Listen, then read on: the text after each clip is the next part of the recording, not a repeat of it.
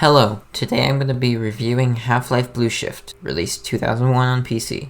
Half-Life Blue Shift was developed by Valve, Gear Software, and was published by Sierra and is the second expansion to Half-Life released in 1998. Half-Life Blue Shift was intended to be part of the Half-Life port to Dreamcast, but it was sadly cancelled. In this expansion, you get to play as Barney Calhoun, a security guard working at Black Mesa when disaster struck. Also adding new visuals, but can that save this game? Well, no. Personally, I prefer the older graphics. Now on to the review. Our story begins as Barney heads to the Black Mesa research facility. Nothing much here besides some cool scenery, the food court, and nah, this tram ride isn't as good as Half-Life's. At least it's not 5 minutes long.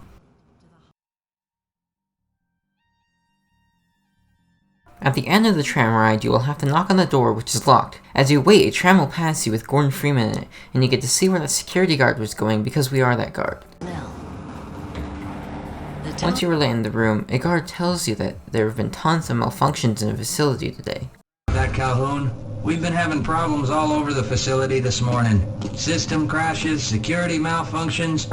It's a wonder this whole place hasn't shut down yet. This part is basically the part in Half-Life where you get your suit, but the difference is that you get a gun. You aren't allowed to progress without your armor and gun, so you need to find those. After grabbing your gun and armor, you can go to the shooting range, but who would want to do that? When done with that, we can finally go through the door. What's behind the door? Not much. There's usual scientists and guards. The reason we are going this way, though, is to help some scientists in need. Just gotta hop on over and fix the elevator. On the way, many scientists will talk about how they have been having problems. Walking it, I overheard someone say that all the trams on this end of the facility are having problems. Oh, and you will also see the G-Man. While you make your way to the elevator, you will encounter a dark room.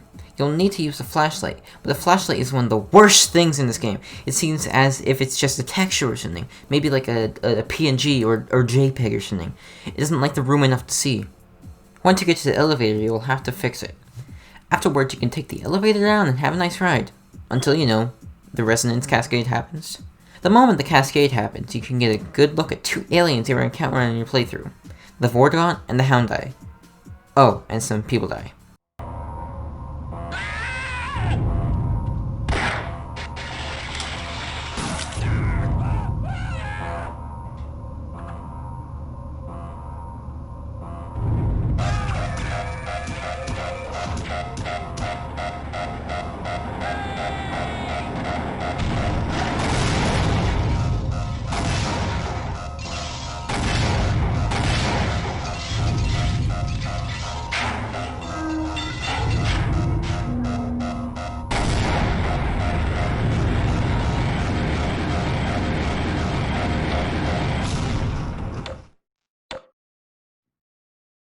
The first thing that happens in this chapter is that you get a shiny new weapon, the crowbar. This game doesn't have any new weapons or new enemies. How are you going from opposing force with a whole new race of aliens and really cool weapons to having the same weapons? Blue Shift has even less weapons than the original Half-Life. It's missing the Tau Cannon, crossbow, glowing gun, and the Hive Hand. You even see the enemies with the Hive Hand a couple times. You can't grab it. I get it was made for the Dreamcast port, but at least they could have added the Hive Hand. As you continue making your way out of the facility, you find a scientist who tells you to go to the canal. Other than that, this chapter isn't really too exciting. You kill a couple aliens, the puzzles are hard, but you do get armor, which gives you armor. Since you aren't wearing an HEV suit, the only source of armor in this game is finding dead guards and taking theirs. The shotgun is the next weapon you'll get in this chapter and kinda replaces the pistol. You'll only use the pistol for far range combat or if you run out of shotgun ammo. At the end of the chapter, you see 2 Marines throwing guards down into the canal. But as I said, nothing too much. But for the 3rd chapter, it's okay.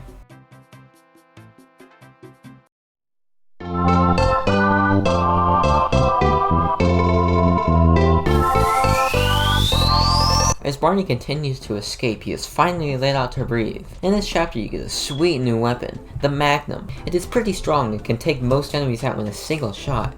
I don't know if I encountered a bug here, but it was pretty funny to look at.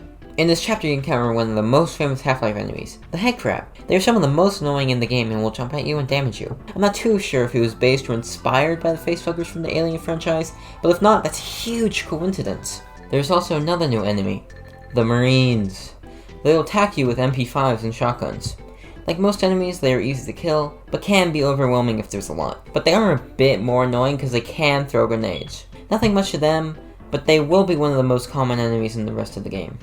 After encountering the soldiers, there's a scientist that will tell Barney to go find his friend Dr. Rosenberg if he still wants to get out alive. If you were trying to reach the freight yards in hope of escaping, then just forget about it. The military is rounding up everyone and everything they can find, and either killing them or bringing them up here for questioning. A colleague and I came up with our own plan for escape, and we were on our way to one of the old prototype labs when we ran into them. But listen to me.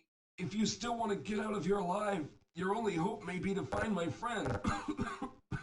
If you can get past the soldiers, find Dr. Rosenberg. With him, you may have a chance to get out of this place. Afterwards, you kill a couple guys, find a couple scientists who aren't Dr. Rosenberg, you get the rocket launcher, and then you do find the real Dr. Rosenberg. He says that there are HECU Marines sent to kill everybody to cover up Black Mesa's research. The only way to escape is to use a prototype teleporter to reach an entrance, which is hopefully not guarded by Marines. So we have to kill all the Marines around the railcar to help Dr. Rosenberg get back to the part of Black Mesa where the teleporter is. The way to get there, on the other hand, is annoying, to say the least. See, you have to tell him to go with you, but sometimes he doesn't follow you, he stands still, and you have to reload the safe, or he just doesn't go with you into loading areas, making a very annoying part of the game and is a reason why this chapter isn't the best. After you've taken him to the elevator that you blow up, you proceed to the place with the teleporter. After jumping into it, we proceed to the next chapter. One thing I'd like to add is that Dr. Rosenberg does not stop talking, unlike Half-Life 2 characters, which are enjoyable.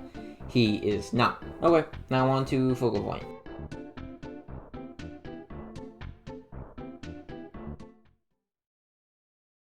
Oh great, more Zen! Zen isn't the best part of any Half-Life game. Actually, it's one of the worst parts. It's boring and isn't fun. I can't say Blue Shift Zen is a bit better than Half-Life and Opposing Forces Zen because it is short. The only memorable part about this Zen is the part where there are a couple enemies and Barney has to activate the device to make teleportation happen. Zen was never that good, but at least Half-Life and Opposing Force both had bosses. Speaking of bosses, this game doesn't have any bosses. Both Half-Life and Opposing Force had bosses. Half-Life with its Nihilinth and Gonarch, and the Gargantua if you count that as a boss, or with Opposing Force with its Gene-Worm. This game doesn't have anything like that. The closest thing I can think of is the part in Zen I was talking about earlier, which isn't hard. If it had a bunch more enemies, it would have been great, but it just wasn't good. When Barney exits Zen, he is given the bad news that the teleporter uses his entire supply of battery to get Barney to Zen, so he has to go get another battery and charge it, leading on to our next chapter.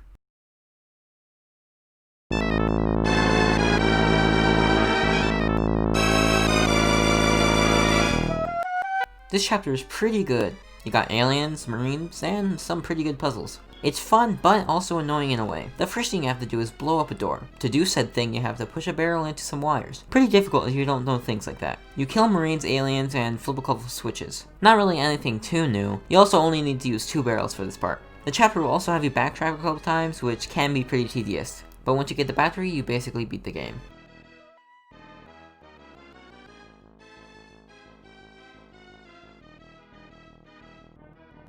Since you have the battery, you can help a couple scientists escape by pushing a button a couple times and flipping a switch.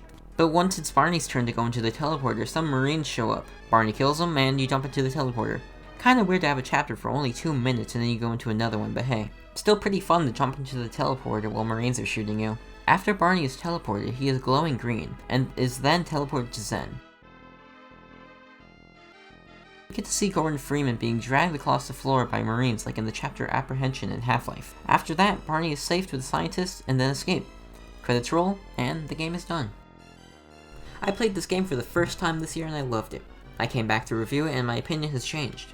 This game is decent for what was part of the Dreamcast port. It doesn't add anything new to the table and in some cases removes things. It's just more Half-Life. You don't need to play it to get the game's story, but it is a game to play if you want more of the same.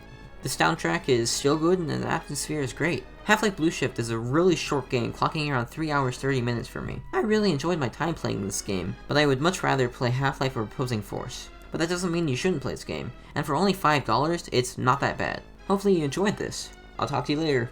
Bye.